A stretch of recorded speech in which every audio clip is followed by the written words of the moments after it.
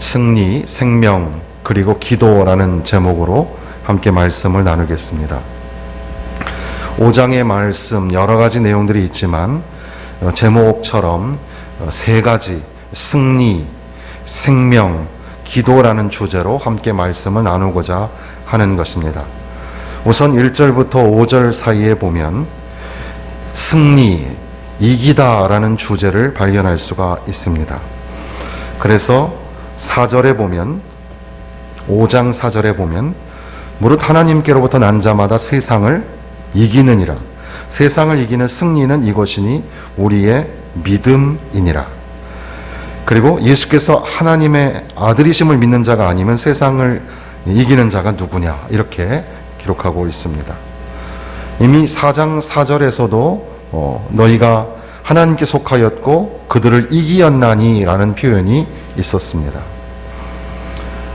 승리, 이기다, 이것의 신앙적인 이 믿음의 의미는 무엇일까? 예수 그리스도를 믿는 믿음으로부터 그것이 출발한다는 것을 우리가 알게 됩니다. 5장 1절에 보면 예수께서 그리스도이심을 믿는 자마다, 하나님의 아들로서 예수 그리스도를 믿는 자마다, 그리고 이를 사랑하는 자마다 그에게서 난 자라. 하나님의 아들로서 예수 그리스도를 믿을 때, 그러니까 우리가 익히 요한복음 3장 16절에서 아시는 것처럼 하나님이 세상을 사랑하사 독생자를 이 땅에 내어주셔서 우리의 죄를 대신하여 십자가에서 대속의 제물이 되게 하신 것, 바로 그것을 믿는 믿음으로 승리하게 된다는 것을 말씀하고 있습니다. 그것은 또한 하나님의 계명을 지키는 것과 연결이 되어 있는데 2절에 보면 우리가 하나님을 사랑하고 그의 계명을 지킬 때 이로써 우리가 하나님의 자녀를 사랑하는 줄 아느니라. 하나님 계명은 이것이니 우리가 그의 계명들을 지키는 것이라. 그의 계명은 무거운 것이 아니라. 예수 그리스도를 믿는 믿음, 이것이 승리와 연결이 되어 있는 것처럼 하나님의 계명을 지키는 것이 또한 승리와 연결이 되어 있습니다. 이것은 무거운 것이 아니다. 4장 23절에도 그의 계명은 이것이니 곧 그 아들 예수 그리스도의 이름을 믿고 그가 우리에게 주신 계명대로 서로 사랑할 것이니라. 그러니까 지금 5장 2, 3절에 있는 말씀처럼 하나님의 계명은 형제를 사랑하는 것, 그러니까 형제를 용서하고 사랑하는 것이 또한 승리와 이기는 것과 연결이 되어 있다는 거죠. 그리고 이것은 우리가 요한 1장1장부터 지금까지 쭉 오는 동안 주님 안에 거한다는 것, 그분 안에 거하는 것, 그것과 같은 맥락에서 하나님 안에 거하고 예수 안에 거하고 말씀 안에 거하고 성령 안에 거하고 그리고 4장에 있었던 것처럼 사랑 안에 거하는 것, 바로 이것이 승리와 관련이 있다라는 겁니다. 그러니까 우리가 이 땅에서 살아가면서 예수 그리스도의 이름으로 승리하며 산다는 것이 뭘까? 세상은 계속해서 싸우고 전쟁을 합니다. 실제 무기를 가지고 전쟁을 하기도 하고 그 무기를 억제하는, 핵 무기를 억제하는 그것으로 인하여서 세계가 균형을 이루려고 노력을 하면서도 사실은 무기로 전쟁을 하는 것이고 또 무역으로 돈으로도 전쟁을 하는 것이고, 그리고 뭐 그런 이 국가 간의 전쟁뿐 아니라 지역 간의 분쟁도 있고 사람과 사람 사이에 말다툼, 조금 고상한 말로 하면 우리가 논쟁하고 쟁론하다라는 말에도 전쟁이라는 단어가 그 안에 숨어 있습니다. 우리 모든 사람들은 무언가 대적하고 대결하고 싸워서 이기는 것, 그걸 우리가 승리라고 생각하기가 쉽죠. 그런데 오늘 이 요한일서에도 하나님께 속한 자는 이긴다라고 말씀하시고 또 이 5장 4절에도 이 승리가 여기에 있다. 이것이 바로 우리의 믿음이라 이렇게 말씀하신단 말이죠. 그래서 우리가 이기면서 살아야 되겠습니다. 승리하면서 살아야 되겠습니다. 승리하는 매일의 삶 가운데서 승리하는 축복을 받으시기를 바랍니다. 그런데 이것이 누군가와 대적하여 싸워서 이기는 것일까? 어떤 의미를 담고 있는 걸까? 이것은 지금 제가 간단하게 설명드린 것처럼 승리한다는 것은 예수님을 믿는다는 것이고, 예수님을 하나님의 아들로 믿는다는 것이고, 또한 주께서 우리에게 주신 계명을 지키는 것이고, 그 계명의 내용은 예수님을 믿는 것과 동시에 형제를 사랑하라 하시는 계명을 지키는 것, 바로 그것이 하나님 안에 거하는 것이고 말씀 안에 거하는 것이고, 그것이 또한 사랑 안에 거하는 것이고, 그것이 바로 믿음이라고 말씀하시는데, 그런 이 계명을 지키는 삶, 사랑으로 계명을 지키는 삶을 살아갈 때 바로 그가 하나님께 속한 자고 하나님 안에 거하는 자고, 오늘 5장에는 하나님께로부터 낳은 자다, 하나님께로 난 자다 이렇게 말씀하십니다. 그러면서 하나님께로부터 난 자는 세상을 이기느니라. 그러니까 우리가 세상을 이기는 믿음을 가지고 살아가야 되겠습니다. 하나님의 아들이심을 믿는 자가 아니면 세상을 이기는 자가 누구냐? 예수 그리스도를 하나님의 아들로 믿고 나의 구원자로 믿는 믿음으로 승리하고, 또 계명을 지킴으로 말미암아 이기고, 그리고 형제를 사랑하고 서로 사랑하라 하시는 말씀을 통해서 하나님 안에 거하는 삶을 통해서 승리하고 이기는 삶을 살아가게 되는 겁니다. 물론 우리가 신앙생활 할 때 이 세상의 이 세속적인 생활과 맞물려서 우리가 살아가니까 거기에 대적하여서 또 영적으로 우리가 금욕적인 삶도 필요할 것이고, 또 우상 숭배의 도전이 있어서 물질 만능주의의 이 철학과 사고를 가지고 있는 세상 속에서 그 악한 영들과의 대적도 있을 것이고, 여러 가지 많은 유혹과 시련이 우리 안에 있습니다. 그런 것과 맞서 싸우는 것도 승리가 되겠지만, 진정한 승리는 하나님 안에 거하는 삶이다. 하나님 안에 거한다는 건 뭐냐? 예수 그리스도가 하나님의 아들이심을 믿는 것이고, 그의 계명을 지키는 것이고, 그의 계명은 곧 형제를 사랑하라 하신 말씀, 사랑하라 하는 계명을 지키는 것이라고, 바로 그렇게 사랑으로 살아드리는 삶이 승리하는 삶, 이겨내는 삶이다. 이것을 말씀하고 있습니다. 그러므로 오늘 요한일서의 초대교회 당시에도 마찬가지지만 우리의 삶도 예수 그리스도 안에서 승리하고 이기는 삶을 살아드리시기를 주님의 이름으로 축원합니다. 예수님을 믿는 믿음이 굳건하시고, 주께서 우리에게 맡기신 계명, 하나님을 사랑하고 또 이웃을 사랑하라 하신 이 계명을 꼭 명심하여서 용서하고 사랑함으로 말미암아 하나님 안에 거하는 삶, 바로 그렇게 예수 그리스도 안에서 이겨내는 삶을 살아드리시기를 주님의 이름으로 축원합니다. 그리고 두 번째 단어는 영생이라는 단어입니다. 영생이라는 단어를 설명하면서 먼저 6절부터 8절까지에는 이것을 하나님께로 난 자마다 이긴다라는 것을, 하나님께 속한 자가, 하나님께 난 자가, 예수 그리스도를 믿는 자가 이긴다라는 것을 증언하는 증거가 있는데, 그 증거가 첫 번째는 성령이라. 물론 여기에는 물과 피와 성령이라 이렇게 표현하고 있습니다. 물은 아마도 예수 그리스도께서 세례를 받으신 사건, 피는 아마도 예수님께서 십자가에서 죽으심 받은 사건을 의미하고, 그것을 증거하시는 이가 성령이라. 예수가 하나님의 아들이심을 증거하고 우리 안에 믿음의 확신을 주시는 분이 성령이라 이렇게 말씀하시고, 또한 두 번째는 9절 10절에 있는 말씀으로 하나님의 증거는 바로 하나님이 증언을 직접 하시는데, 하나님의 아들을 믿는 자는 자기 안에 증거가 있고 하나님을 믿지 아니하는 자는 하나님을 거짓말하는 자로 만드나니, 이는 하나님께서 그 아들에 대하여 증언하신 증거를 믿지 아니하였습니다.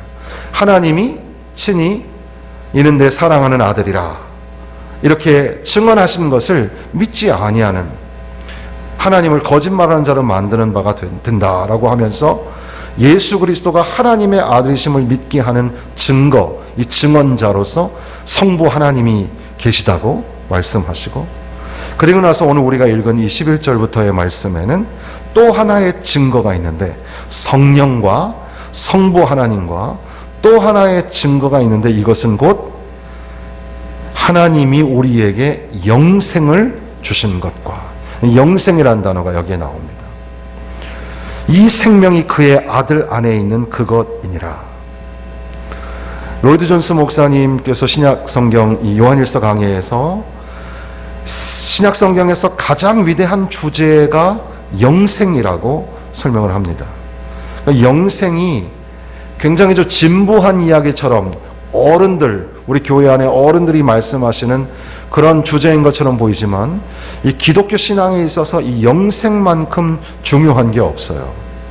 영생, 영원한 삶, 하나님 나라에서의 영원한 삶이라는 이 주제가 성경에서 가장 중요한 주제라는 사실이죠. 신약 성경이 궁극적으로 하나님이 예수 안에서 우리에게 제공하시는 가장 중요한 목표가 뭘까? 이게 바로 영생이라는 겁니다. 우리에게 영생을 주시는 것에 감사하는 신앙이 필요합니다. 영생을 소유하였다. 우리가 교리적으로 말씀을 많이 들어서 알고 있지만, 한편 내가 영생을 얻었나?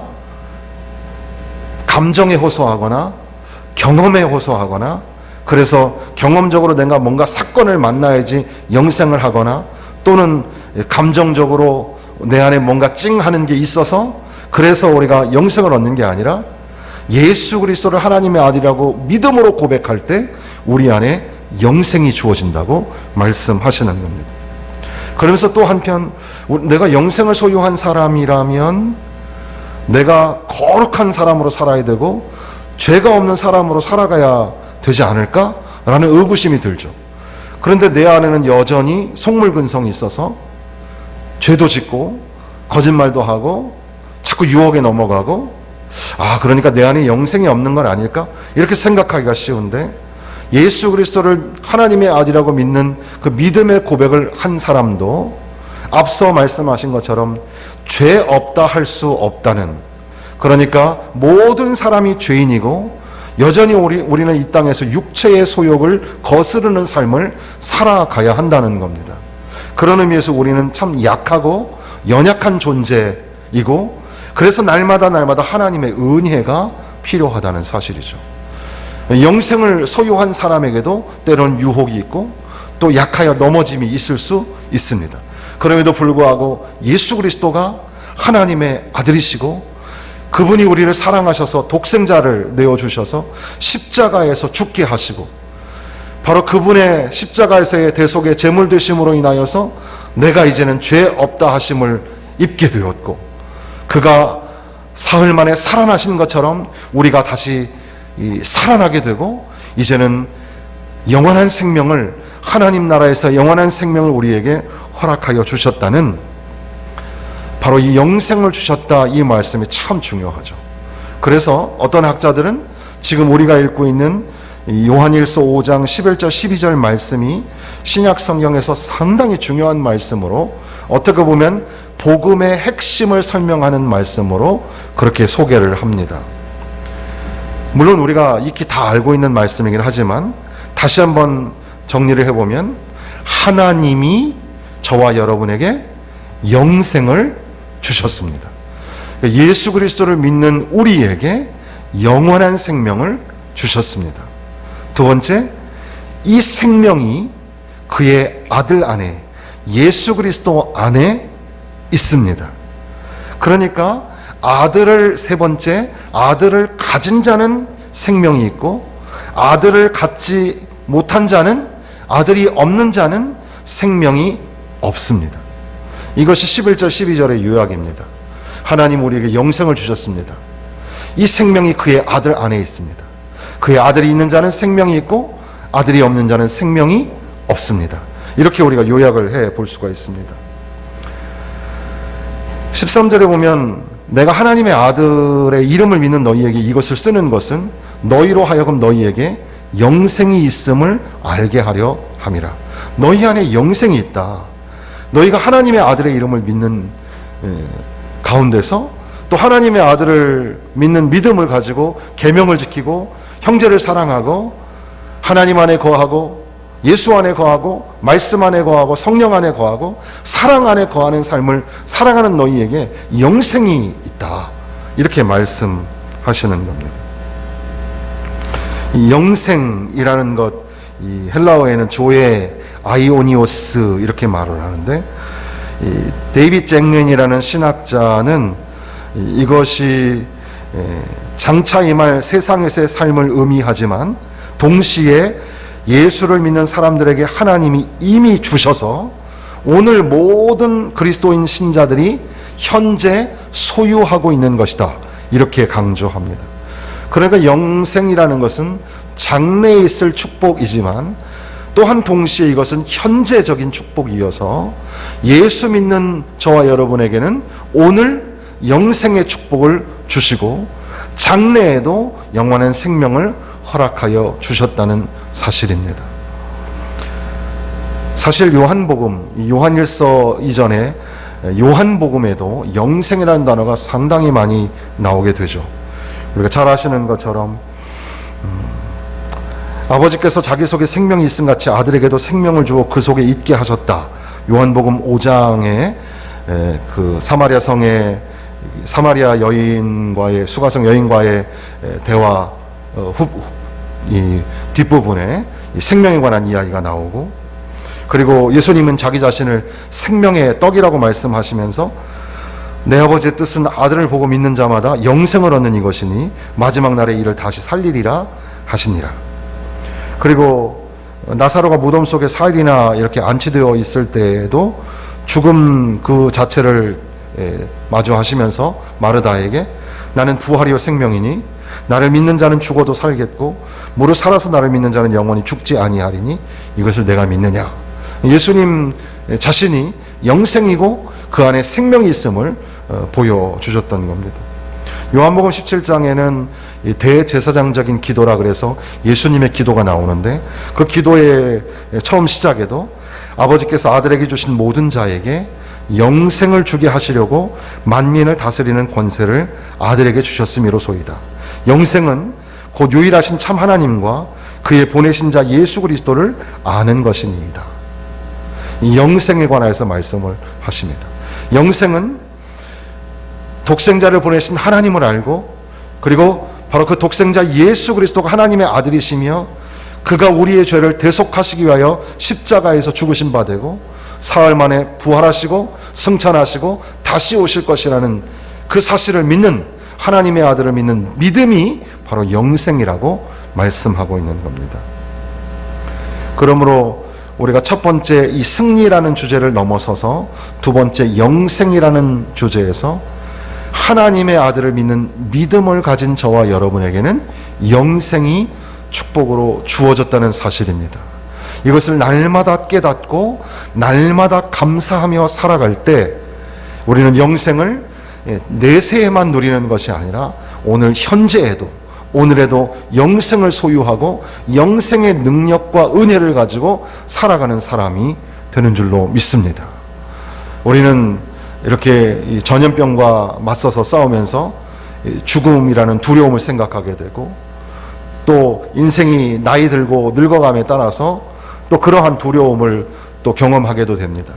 그럼에도 불구하고 예수 믿는 믿음 안에서 오늘 하루를 살아도 하나님의 복과 은혜로 살고, 또 나에게 생명 주신 것에 감사하고 기뻐하고 즐거워하고, 그리고 오늘 이렇게 행복하게 사는 것처럼 장차 하나님 나라에서 하나님과 동행할 때는 더 기쁠 줄로 믿으면서 소망하면서 장래의 영광을 바라보면서 그렇게 살아갈 때 그 안에 능력이 있으며 그 안에 믿음의 역사가 나타나는 줄로 믿습니다.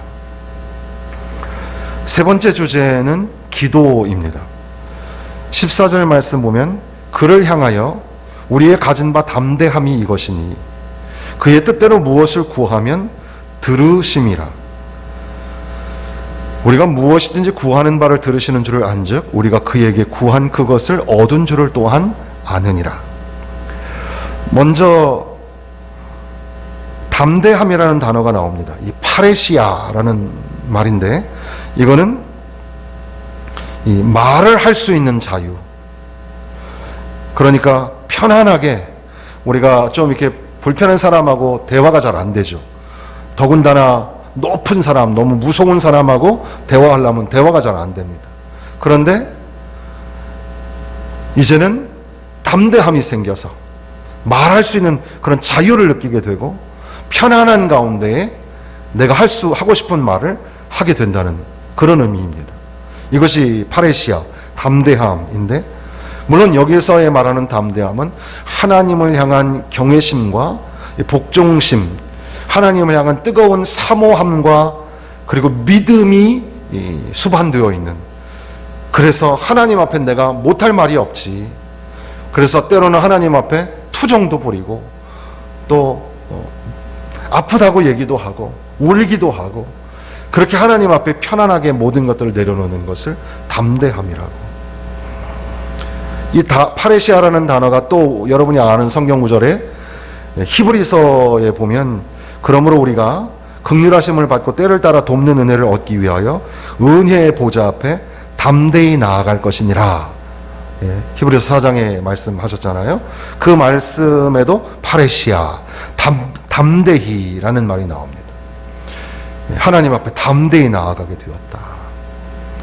예수를 믿는 믿음, 하나님 안에 거하고 계명 안에 거하고 말씀 안에 거하고 사랑 안에 거하고, 그래서 형제를 사랑하며 사는 사람에게는 승리가 주어지고 영생이 주어지고, 그리고 그의 기도가 이제 담대한 기도가 되어진다는 겁니다. 그러면서 14절에 보니까, 물론 우리가 기도 학교 하면서 벌써 몇 년 동안 기도에 관해서 많이 배우고 있지만, 그리고 또 이미 여러분의 신앙의 자취 속에서 사실 기도는 일상에 매우 중요한 그런 신앙의 표현이기 때문에 잘 아시겠지만, 그럼에도 불구하고 오늘 여기 있는 14절 말씀에 보니까 그의 뜻대로 무엇을 구하면 들으심이라. 그의 뜻대로. 그러니까 하나님의 뜻이 이루어지기를 원합니다. 이런 기도입니다. 오늘도 여러분 기도의 제목들이 있으시죠? 특별히 이렇게 갑자기 오늘 추워졌는데 이렇게 주님 전에 사모하는 마음으로 나오신 여러분들의 기도가 응답되었으면 좋겠습니다.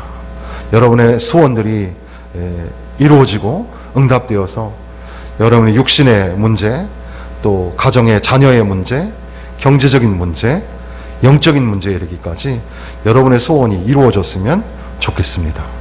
그런데 우리의 뜻대로가 아니라 하나님의 뜻대로, 하나님의 뜻이 이루어지기를, 사실 이렇게 하나님의 뜻이 이루어졌으면 좋겠습니다라고 기도하는 게 대단한 믿음이고, 또 이런 기도야말로 진짜 담대한 기도가 될 수 있습니다. 하나님의 뜻이, 전능하신 하나님의 뜻이 이루어질 줄로 믿습니다. 이런 기도, 오늘 우리의 기도가 되었으면 좋겠습니다. 그러면서 무엇을 구하든지 무엇을 구하면 들으심이라. 15절에도 무엇이든지 구하는 바를 들으시는 줄을 안즉 우리의 기도를 들어주시는 줄로 믿으시기를 바랍니다. 우리의 기도, 우리가 통성으로 하는 기도, 지금 이 관내 이 구청에서는 매주 이 문자로 교회 목회자님, 목사들한테 이렇게 문자가 오고, 또 매주 또 편지가 와요. 그래가지고 뭐 해라, 뭐 하지 마라, 뭐 이렇게 있는데 참 별걸 다 간섭한다 이런 생각이 들기도 합니다. 그런데 참 마음 아픈 그런 명령들도 많죠. 그래서 소리 내서 크게 통성으로 기도하지 말 것, 뭐 이런 것도 있어요. 야, 이게 정말 이 전염병 앞에서 우리가 모든 걸 많이 희생하고 포기하는데 참 이게 이렇게까지 이 사람들이 해야 되나, 이런 좀 안타까운 마음이 들 때가 있습니다. 우리가 이 방역을 위해서 수칙을 잘 지켜야 하는 것도 맞지만, 그러나 동시에 그 어떤 상황에서도 우리의 기도를 막을 수 없습니다. 우리의 기도가 끊어져서는 안 되는 거죠. 그래서 소리내서 기도하고, 또 소리를 못 내고 신음으로 기도하기도 하잖아요. 우리의 작은 신음에도 하나님이 응답하시는 줄로 믿습니다. 이 마스크를 쓰고 있으니까 이게 무슨 소리인지 잘 안 들리기도 하잖아요. 그럼에도 불구하고 우리의 기도를 들으시는 줄로 믿습니다. 때로는 이 말을 못하고 그냥 전전긍긍 마음속에서만 이렇게 애를 끓는 경우도 있겠죠. 마음으로 울면서 기도하는 그 기도도 하나님이 들으시는 줄로 믿습니다. 하나님은 우리의 기도를 들으신다. 이것이 기도에 대한 아주 중요한 자세가 될 겁니다. 끝으로 세 번째는 15절 끝에 보면 우리가 그에게 구한 그것을 얻은 줄을 또한 아느니라. 구한 것을 얻은 줄로 알게 하여 주옵소서. 이렇게 기도해야 합니다. 우리가 소원하는 것들이 있는데 하나님 될 줄로 믿습니다. 된 줄로 믿습니다. 얻은 줄로 믿습니다. 이런 믿음을 가지고 기도하는 것이 매우 중요하겠습니다. 그런데 이 기도를 마무리하면서 다시금 요한일서의 주제와 맞물려서 16절에 보니까 누구든지 형제가 사망에 이르지 아니하는 죄 범하는 것을 보거든 구하라. 그리하면 사망에 이르지 아니하는 범죄자들을 위하여 그에게 생명을 주시리라. 사망에 이르는 죄가 있으니 이에 관하여 나는 구하라 하지 아니하노라. 지금 이 역시 승리, 영생, 그리고 기도라는 주제를 지나가면서 계속해서 각 절마다 각 장마다 흐르는 가장 중요한 주제 중에 하나는 형제 사랑이었습니다. 그런데 이 기도도 역시 사랑과 연결이 되어 있습니다. 그러니까 형제가 사망에 이르지 아니한 죄 범하는 것을 보거든 구하라. 이것은 그를 건지라라는 말도 되지만 그를 위하여 기도하라는 말도 됩니다. 우리가 무엇을 위해서 기도할까? 우리 성도, 우리 이웃, 우리 자식, 우리 가족, 나와 관계된 사람뿐 아니라 또는 형제 중에 이 사망에 이르지 아니하는 죄, 그러나 죄를 범하는 사람들, 그래서 그 죄로 말미암아 점점 빠져들어가는 사람들, 그런 사람들을 우리가 불쌍히 여기고 그들을 위해서 기도해 주라는 말씀이죠. 기도의 매우 중요한 그 기능이 타인을 위한 기도입니다. 그래서 그 형제를 위하여 기도해 주는 것. 오늘날의 사회가 어떤 사람이 죄를 지으면 그 죄를 들추어내는 것, 이것이 굉장히 지금 사회적 분위기죠. 근데 이 사회적 분위기가 그 사회가 굉장히 청렴하고 공명하고 정의로운 사회가 된 것처럼 생각하기 쉽지만, 그러나 거기에서 우리가 주의해서 보아야 될 게 있습니다. 그렇게 다 들추고 다 까발려서 지적하고 지적질하고 비판하고 평가하고 하는 것이 지금 이 세상에서 돌아가는 매우 심각한 그런 분위기이거든요. 그리고 거기에 그런 분위기에 동조하지 아니하면 잘못된 사람으로 지금 취급받는 세상에 살고 있습니다. 그런데 우리가 성경 말씀에 하나님의 말씀을 읽다가 또는 예수님의 이 공생의 사역을 보다가 우리가 사뭇 우리와 너무나 다르다는 것을 발견하게 되죠.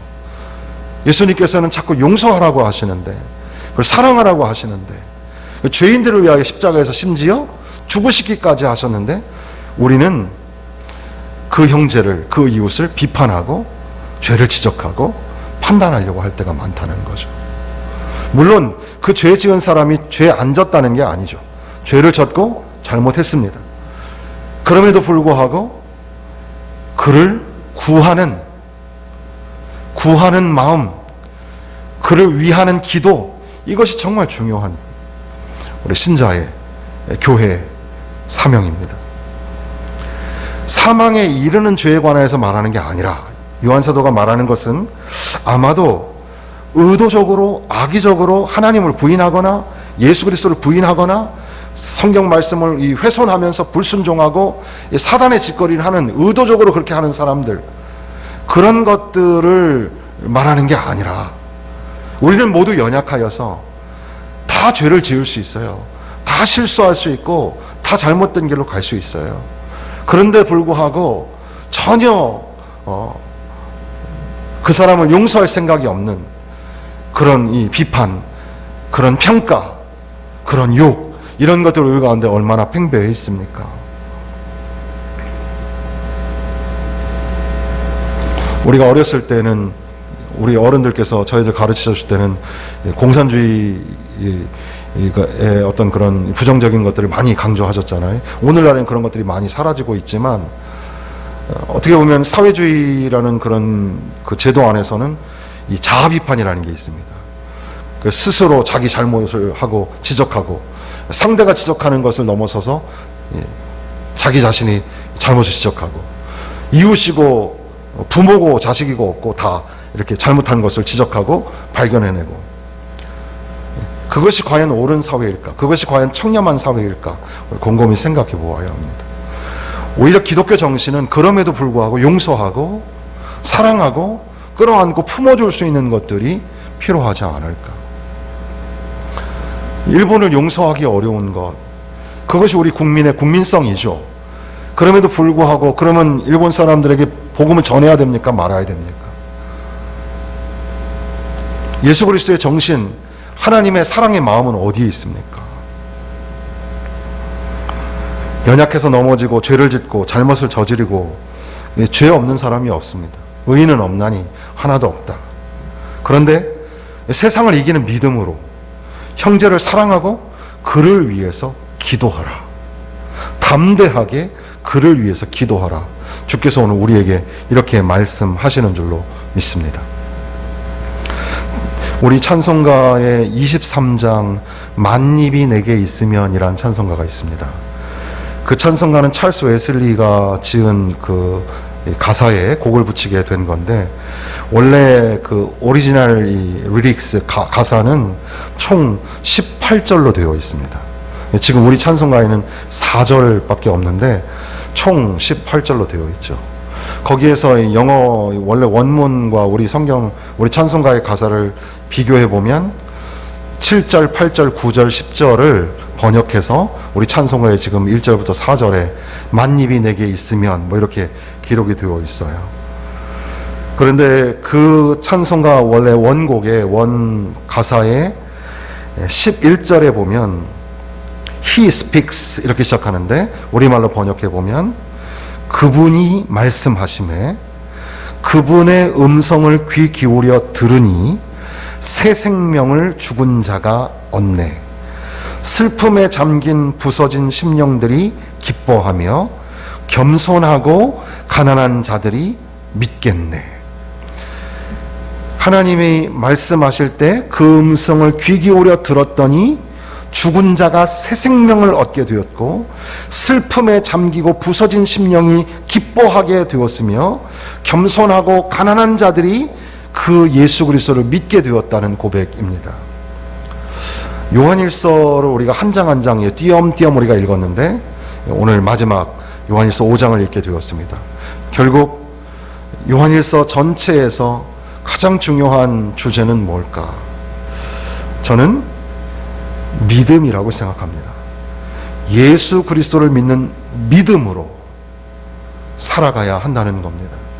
예수 그리스도를 믿는 믿음으로 세상을 이기고 영생을 소유하고 기도의 능력으로 형제를 구원하는, 그래서 날마다 예수님의 십자가 붙잡고 날마다 이기며 사시기를 주님의 이름으로 축원합니다.